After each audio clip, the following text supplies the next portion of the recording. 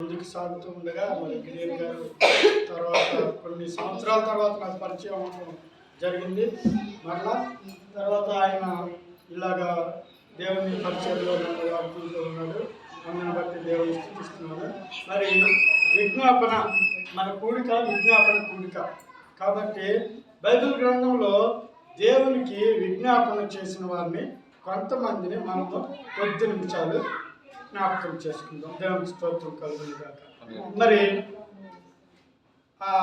లూకాసు వార్త పరిశుద్ధ గ్రంథం నుంచి లూకాసు వార్త 23వ అధ్యాయం మనం చూసినట్లయితే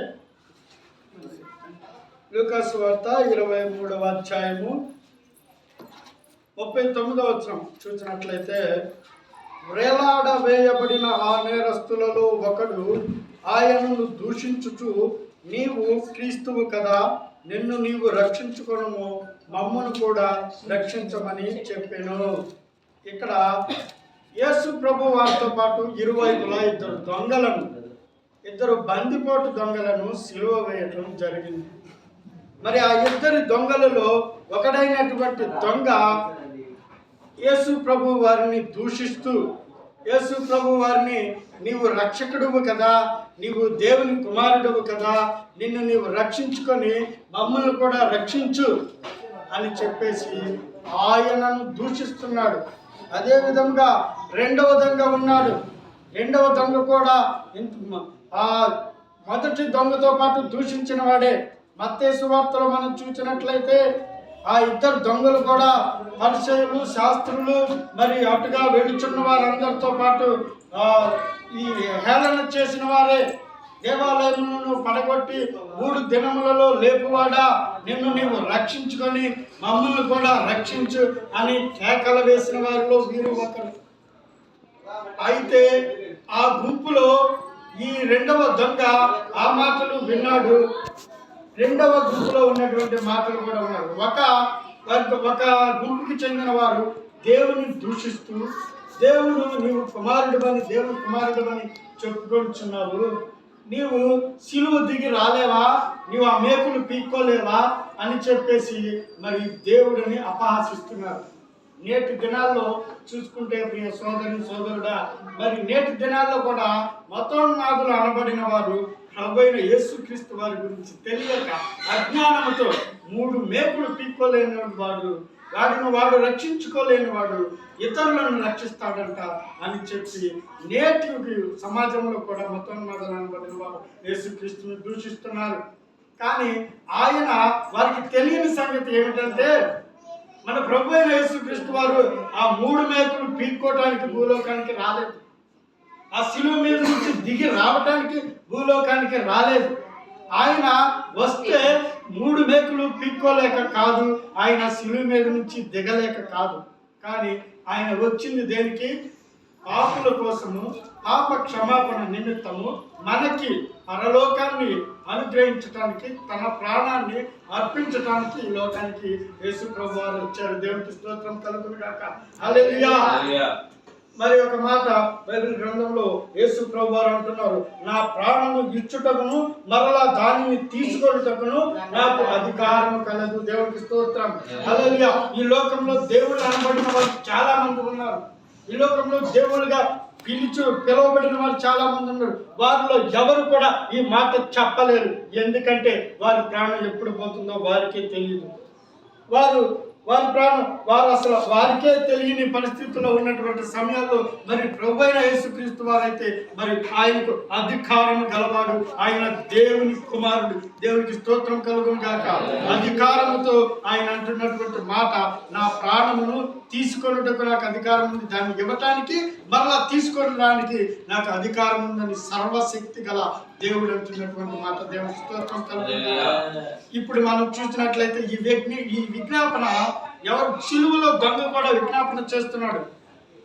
ఈ యేసు ప్రభువును తిడుతున్నటువంటి గుంపు మాటలు విన్నటువంటి ఒక దొంగ ఈ విధంగా మాట్లాడుతున్నాడు, నిన్ను నువ్వు రక్షించుకొని నన్ను రక్షించుకుంటున్నాడు.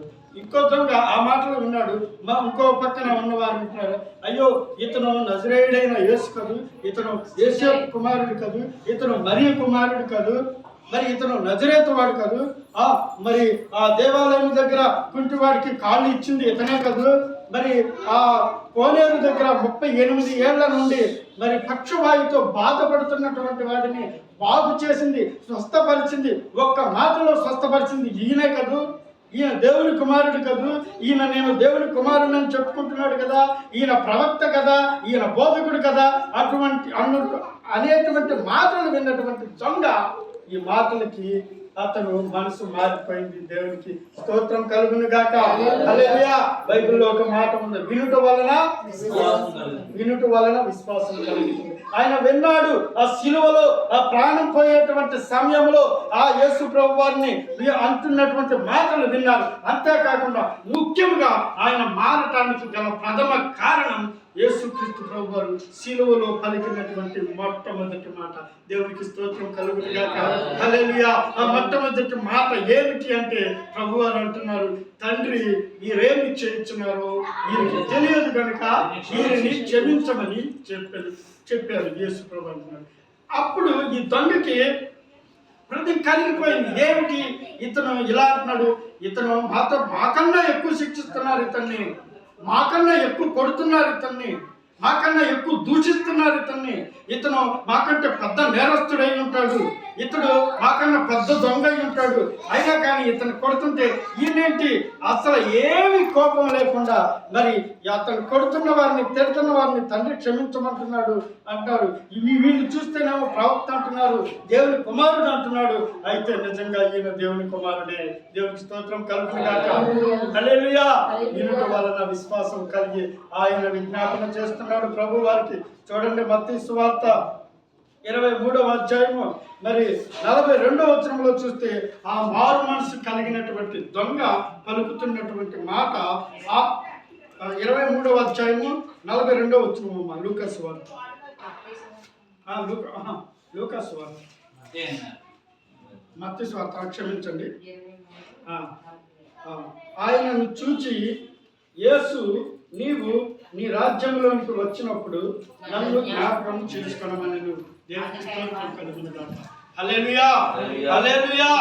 ఆయన పలికినటువంటి మాట, ఆయన నోటి నుండి వచ్చినటువంటి మాట, ఆయన నమ్మాడు, ఆయన విన్నాడు, ఆయన రక్షకుడని నమ్మాడు, ఆయన రక్షకుడు దేవుని కుమారుడని నమ్మాడు. ఈయన నమ్ముకుంటే నేను ఇప్పటి వరకు చేసిన పాపాలన్నీ నాకు క్షమించబడతాయి, నాకు దేవుని రాజ్యం వస్తుంది. నేనైతే తెలుసో తెలియక ఇప్పటి వరకు నేను దేవునికి దూరంగా నా ఇష్టానుసారముగా ఇదిగో ఎంతో మంది మరి పేదలను నేను హింసిస్తూ చంపినాను. అక్కడ దోపిడీ దొంగ అంటే వాళ్ళ పని ఏంటంటే దారి కాచి అటుగా వెళ్ళే వారిని చూచి వీరు వెళ్ళి వారి మీద పడి వారిని దోపిడీ చేసి వారి దగ్గర ఉన్నటువంటి సొమ్మును దోచుకొని వారిని ప్రాణాలతో విడిచిపెట్టకుండా చంపేటువంటి కఠినమైన మనసు కలిగినటువంటి వారు ఈ దోపిడీ దొంగలు. అటువంటి కఠినమైన మనసు కలిగినటువంటి దొంగ మనసు ఒక్క మాటలో యేసు ప్రభువు ఆయన మనసును కదిలించి వేశారు. అదే తండ్రి వీరేమి చేయించున్నారు, వీరికి తెలియదు కనుక వీరిని క్షమించమని అనే మాట విని మరి ఆ దొంగ మారిపోయి అంటున్నారు.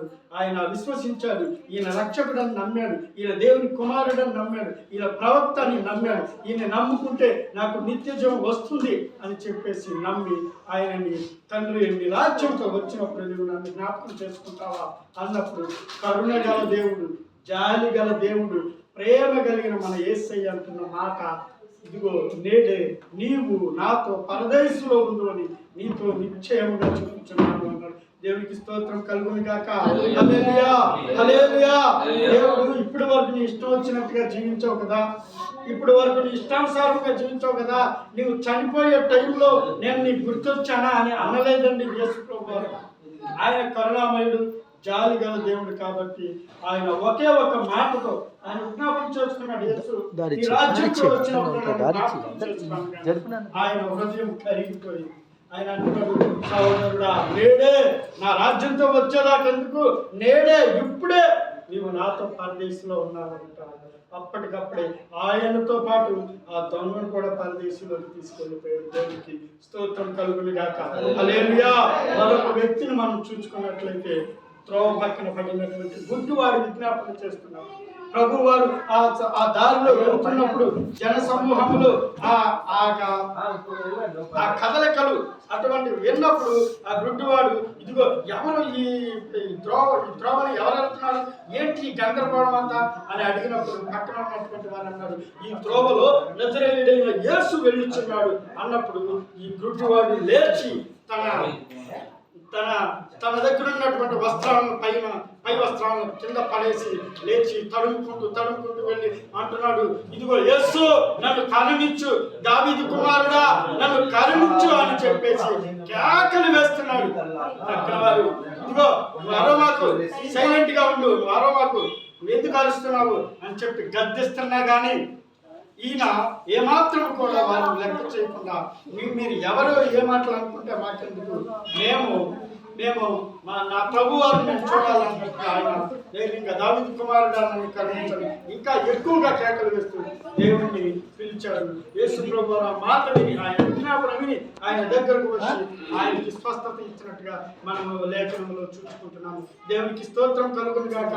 ఈ విధముగా మనలో ఉన్నటువంటి లోపాలను మనం చూసుకోకుండా మనలో మరి మేము సమాజానికి పనికిరాని వారిగా ఉన్నాము, మేము సమాజంలో తృణీకరింపబడిన వారిగా ఉన్నాము అనేటువంటి ఆ మనసులో మనకి లేకుండా దేవుడు మరి శిష్యులు గుడ్డివాడి గురించి అడిగినప్పుడు, తండ్రి బోధకుడా వీడు గుడ్డివాడిగా పుట్టుటకు వీడు పాపం చేసినా లేక వీడిని కన్నవారు పాపం చేసినా అని అడిగినప్పుడు ప్రభువారు అంటున్నాడు, వీడు ఇలా పుట్టడానికి వీడు కానీ వీడి తల్లిదండ్రులు కానీ పాపం చేయలేదు, కానీ వీడు ఎందుకు ఇలా పుట్టాడు అంటున్నారు. ఆమేన్. దేవుని కృప వీడి వల్ల మహిమపరచబడాలని చెప్పేసి వాడు గుడ్డివాడిగా పుట్టాడు అంటున్నారు. దేవునికి స్తోత్రం కలుగుగాక. దేవుని చిత్త ప్రకారమే మనం ఇలా పుట్టాము. దేవుని చిత్త ప్రకారమే మనలో ఎటువంటి లోపం ఉన్నా కానీ ఆ లోపాన్ని అధిగమించి ఆయన నామాన్ని మహిమపరచుకోగల సమర్థుడు ప్రభు అయిన యేసుక్రీస్తు ప్రభువారు. నమ్మిన వారు దేవునికి స్తోత్రం చెప్పాలి. హల్లెలూయా, హల్లెలూయా. ఈ మాటలు దేవుడు తన వినుకలను దీవించి ఆశీర్వదించును గాక. ఆమేన్.